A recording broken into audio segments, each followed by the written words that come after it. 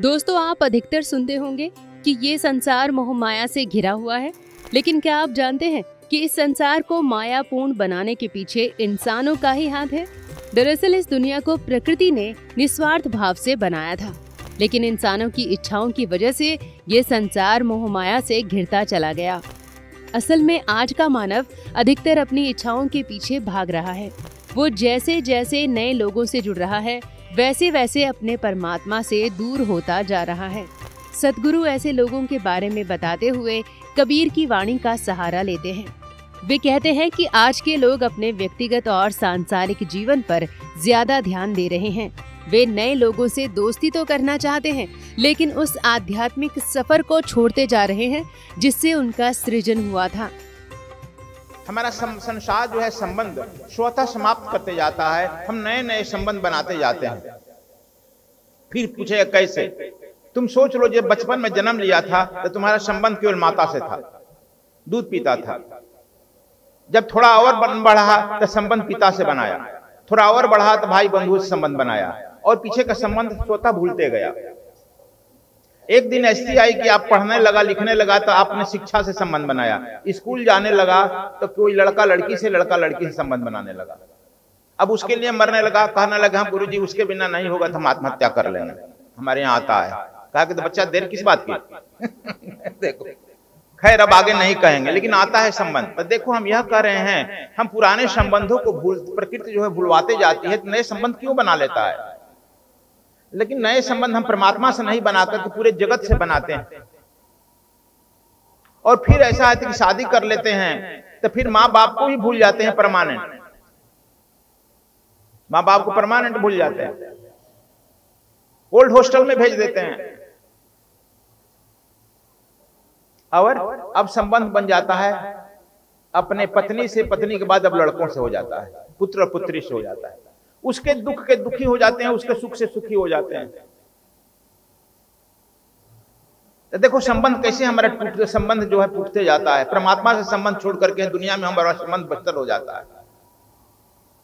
उसको नाती होता है तो नाती से चला जाता है, पोता से चला जाता है। जितने बूढ़े लोग आते हैं हमारे यहाँ, वो नाती पोते के लिए मांगते हैं आशीर्वाद, पौत्र के लिए मांगते हैं।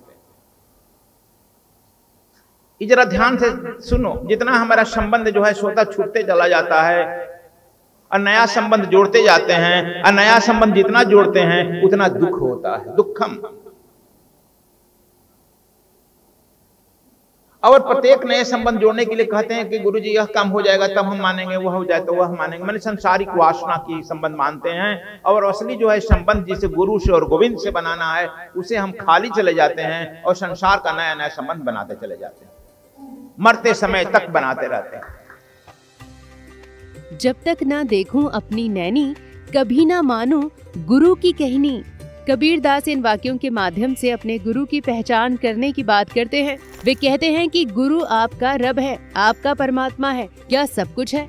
लेकिन जब तक वो आपके अंदर दिखाई न दे, उसकी बातें आपकी अंतरात्मा तक न पहुंच जाएं, तब तक आप उसे अपना गुरु न बनाइए। इसके अलावा आप अपने गुरु को पहली मुलाकात में ही परखना शुरू कर दीजिए, क्योंकि एक सच्चा गुरु पहली बार में ही अपने सच्चे शिष्य की पहचान कर लेता है।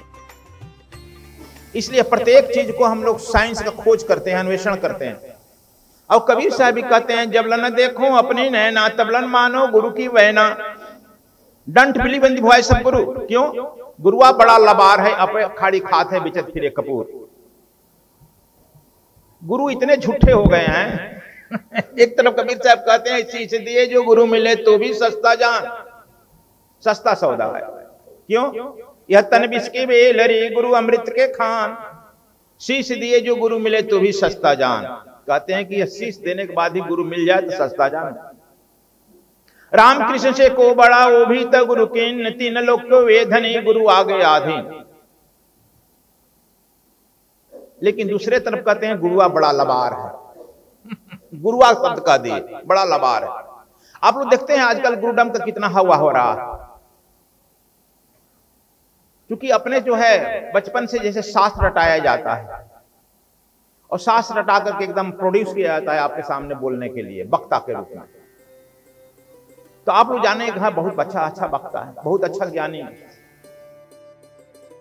तो दोस्तों, ये मोह माया से घिरे संसार में इंसानों की भूमिका और अपने गुरु की पहचान करने को लेकर संत कबीर के विचार हैं।